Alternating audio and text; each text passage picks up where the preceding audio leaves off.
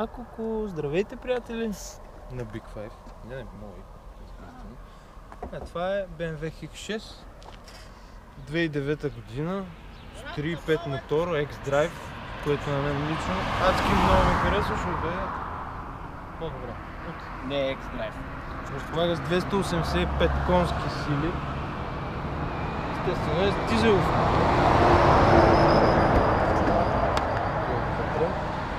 Кожен салон.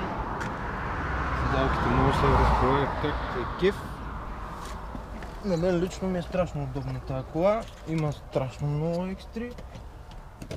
Чаква страшно много екстри. Не, но памет на седалките, памет на колана, всичко помни.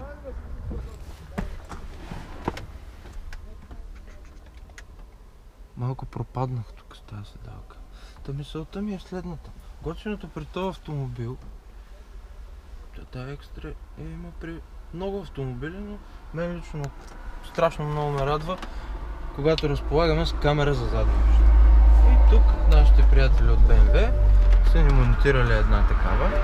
Включваш на задна скорост, автоматично се включва камерата за задно виждане, която дори разполага с граници за паркиране, да не удариш колата или жена ви, ако случайно я управлява.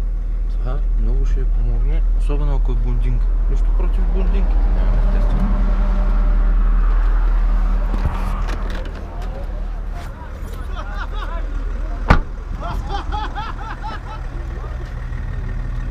Автоматични скорости. Може да дигне 260 при качествен дизел. Сега ще ви я покажем. Кой ще ви покажем? Мотора ще ви покажем. Това мога да ви покажем.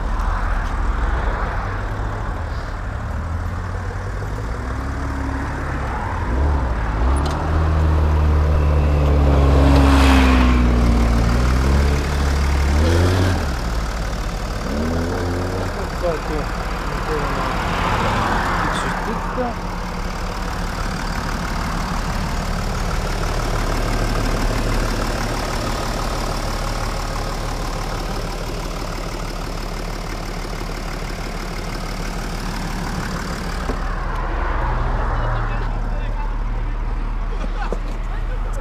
Зад е просторна и удобна, разполага с доста екстри за пътуващи. Може да поставиш чашки, може си пепелник има, запалка, може да ги затворим, ако решим, че не пречат. Кофтито е, че не могат да се съберат трима човека на седалките, защото са разграфени точно за двама. И то по-слабички, ако сте над 130 кг, по-добре не се качват на тях.